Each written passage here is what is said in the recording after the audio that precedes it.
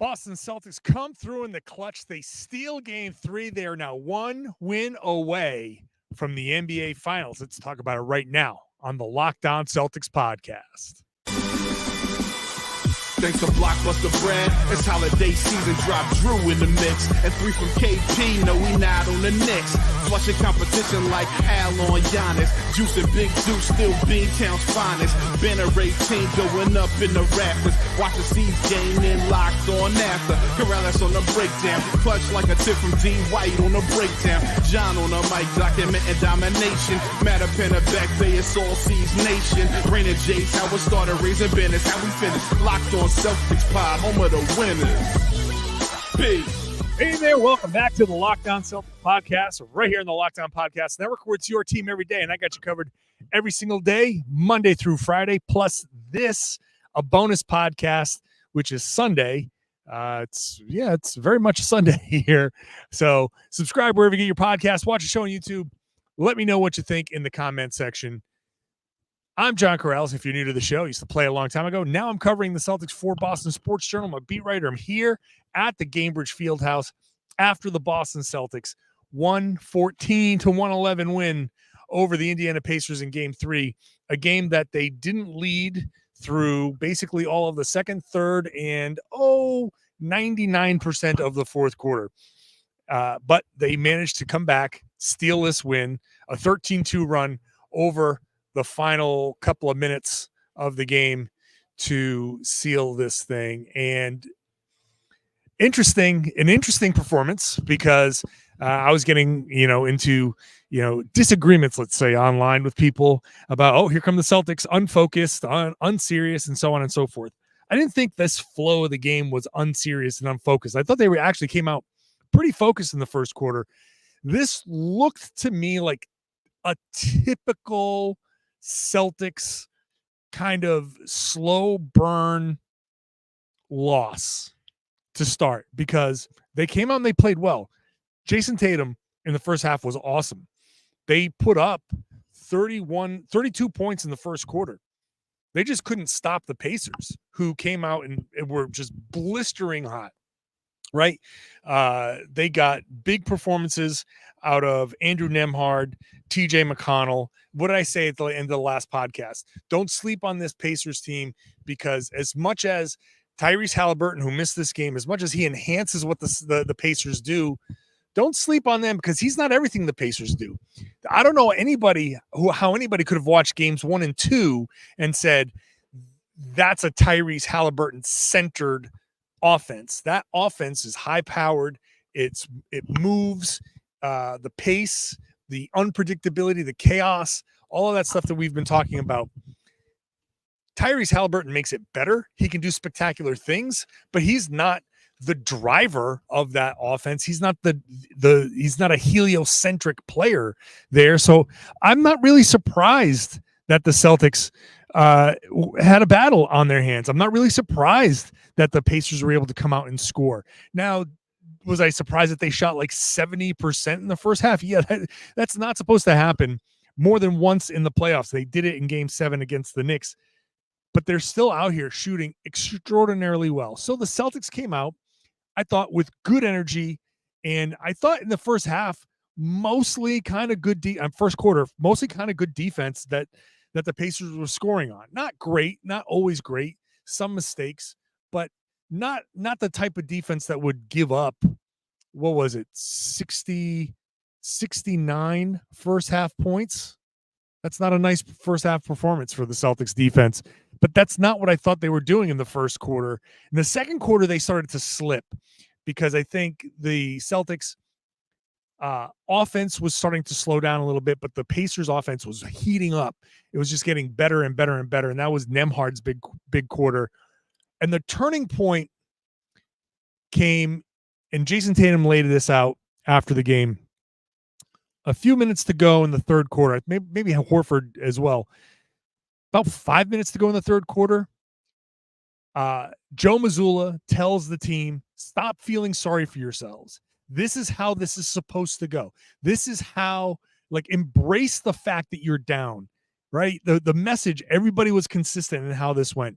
The message was, don't look at the scoreboard that you're down 15 or 17 or whatever it was. The biggest Pacers lead was 18 at one point.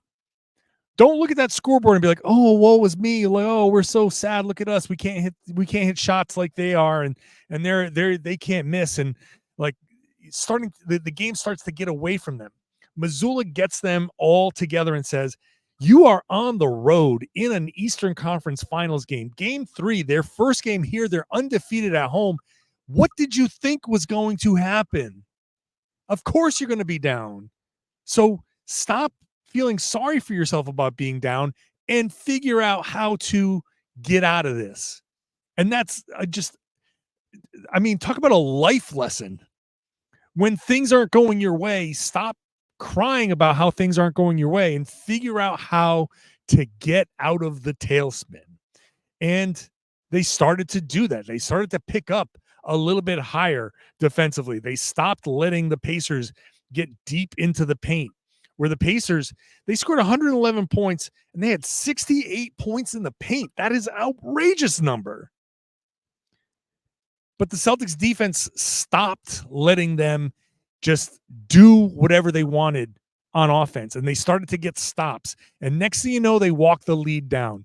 Okay, fourth quarter comes around, and it's still chipping away. But they never, and this is the most impressive part about this, and it's not something that they would have been able to pull off last year or the year before. They never let the avalanche of shots that Indiana was hitting, and on top of that, their own misses, and on top of that, the potential clutch misses, the way they were missing, some shots rimming out, in and out.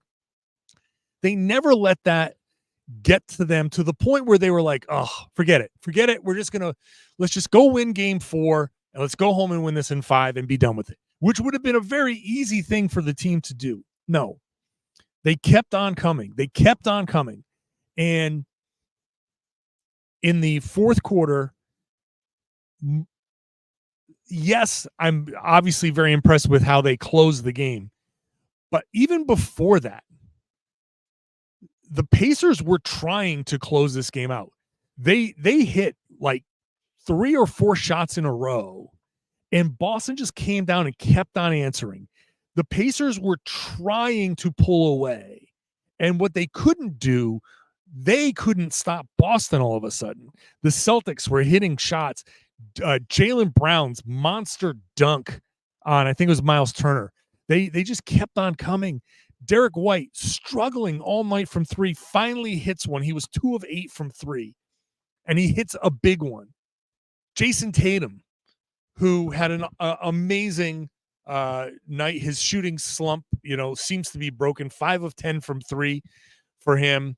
That 5th one was a monster shot. And then that Tatum 3-pointers triggers the 13-2 run to close the game. So the Celtics now all of a sudden start to take control. And the Pacers, even though they were perfect at home, they're not known for closing games. This is another Pacers people around. Tony East, host of the Locked On Pacers podcast, tweeted out, says, "I've seen enough chaotic endings in this building to know how this fourth quarter is going to go." So the Pacers couldn't close the game. They stopped hitting shots for a big part of the fourth. But then all of a sudden, they get 2 wide open corner threes. The Celtics defense is screwing up. They hit 2 wide open corner threes, but the Celtics still keep on coming. Tatum's shot triggers that big run.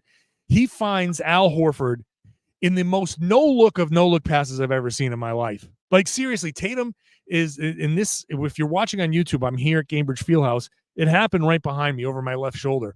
Tatum driving right down the center of the lane here, puts his head down and just knows that Al Horford is in the corner. And for the entire drive, does not even look in that direction. He just knows that. He said after the game, "I knew Miles Turner was on Al Horford." So he felt Turner coming over on the drive. And so he whips this behind the back bounce pass. that goes perfectly into Al Horford's hands. And let me tell you, the fact that it was a bounce pass that landed right in Horford's shooting pocket, you've got to be kidding me. That he hit that pass on a bounce pass. It's usually you see a behind the back pass and it's like just whipped into straight line frozen rope, and hopefully the guy's there. That Tatum hit the bounce pass. I don't know. I find that to be more impressive. And then Al Horford, what a shooting night from him, right? The first couple of games struggling from three. He comes out and hits 7 of 12 from three. Now, Derek White and Jrue Holiday combined to shoot 26 three-pointers. Now, Al was 7 of 12. White was 2 of 8. Holiday was 1 of 6. But that all totals up to 38.5% shooting from those three guys. So I don't care how you slice it up. Derek White, Jrue Holiday, and Al Horford taking 26 three-pointers. If you're telling me before a game, those guys are going to take 26 three-pointers and you're going to get 38.5% out of them, sign me up. That's exactly what you need from them, because that's above average. That's good shooting, and you let your stars take over from there. So I don't care if one guy hits all of them. As long as you get that number from all three, I'm fine with it. And Al Horford was the guy. Each one of these games, it's a different person. One night, it's Holiday hitting a bunch from three. Another night, it's Derek White, and then it's Al Horford. The fact that these guys are able to stick with it from game to game to game, there's no kind of carryover. There's no feeling of like being like upset, or you don't, except for Sam Hauser, which I think Sam Hauser's got a problem right now. I think he is struggling with the speed of the Pacers. He is struggling to defend. I think he's getting really, really frustrated by what is and isn't a foul. I think some fouls that he sees being allowed on other guys are fouls that are getting called on him. I don't think he's getting as much benefit of the doubt. He very clearly is frustrated out there, and I think that's bleeding into his shooting. It was 96-93. He took a three-pointer that missed. It felt like by 5 feet. He didn't even come close. And I thought that was going to be the end of the game. Like, they had him. That was their run. It was 96-93. He had the three-pointer. Al Horford had an open one in the corner, and he gave it up to Hauser for a more open shot. And I was like, ooh, Al's feeling it. He might have wanted to take that shot. He gave it up to Hauser, which, hey, you know what? He can go to Hauser and be like, I gave you that shot. I shot 7 of 12, and I gave you that shot because I believe in you. That's the type of thing that a leader like Al Horford will be able to say to Sam Hauser. Hopefully gives him a little bit of confidence. But anyway, Hauser misses that shot, and I thought, that was the one. That was the one, and this is going to be a comeback that falls short. But credit to the Celtics for coming through. And so we get to the end.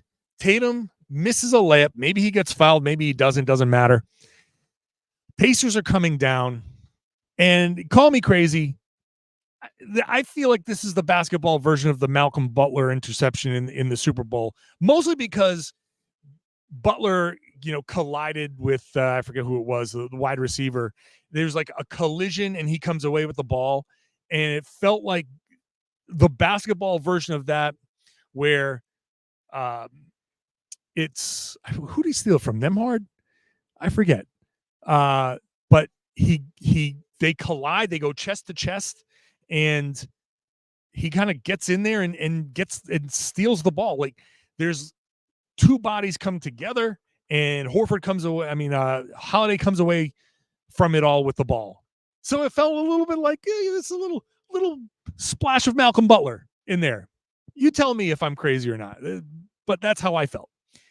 And like, okay, not quite a Super Bowl winning play. It's the Eastern Conference Finals. It's game 3 to put them up 3-0. But still, in the heat of the moment, I think, it kind of looks similar.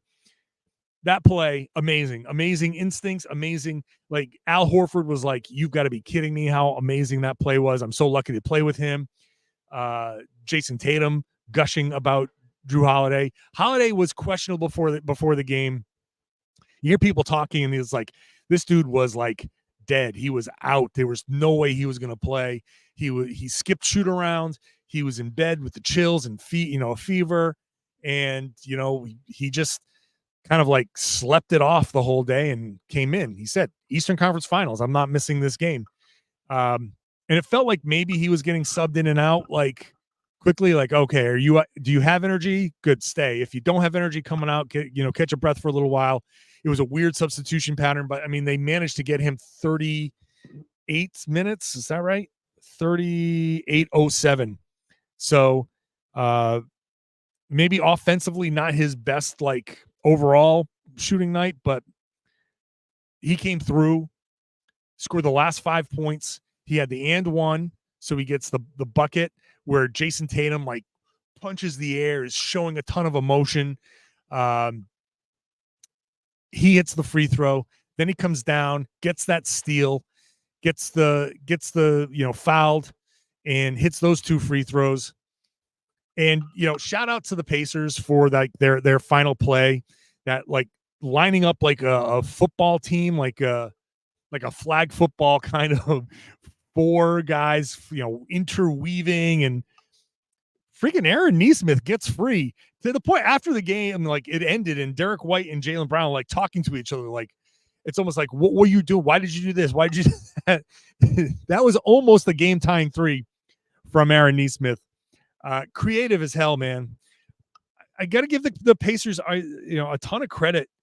They come out, they are just hitting ridiculous shots. They cannot miss. They are on the ultimate heater. They are not whole. They are obviously without Halliburton. Mathurin is out, has been out for a while. Having both of those guys would be, helpful, but this has been an amazing season for the Pacers. As I said at the top of the show, this is the system that they run is so, everybody's using the word chaotic, but it's so unpredictable and tough to defend that the Celtics really are struggling to defend, and they are making the shots. Like even the shots that the Celtics are giving up, those you're not supposed to hit 70% of those, but they get going. They get Siakam in the post against mismatches. They get Turner in the post when you're switching, and he buries a guard down low and turns and scores pretty easily, except when Derek White times it right because he's reading and tendencies and he can get the block shot on a big guy like Turner. But they're getting the mismatches. They're getting into spots where they like to hit their shots. They're getting themselves open looks. The Celtics cannot, even in game 4, up 3-0, they got to come out and just bury the Pacers in game 4 with their defense. They got to go and pick up high. They got to make sure that they're not allowing the ball to get down to a point like right on the block where the Pacers can just do everything they want inside the paint. Because that's one of these days, the Pacers, and what I don't want is the Pacers to steal a game 4 here and then go back to Boston and have like a weird shooting night and then have to come back here for a game 6. Don't want any of that stuff. The Dallas Mavericks are up 2-0 on Minnesota. I don't know how that series is going to go.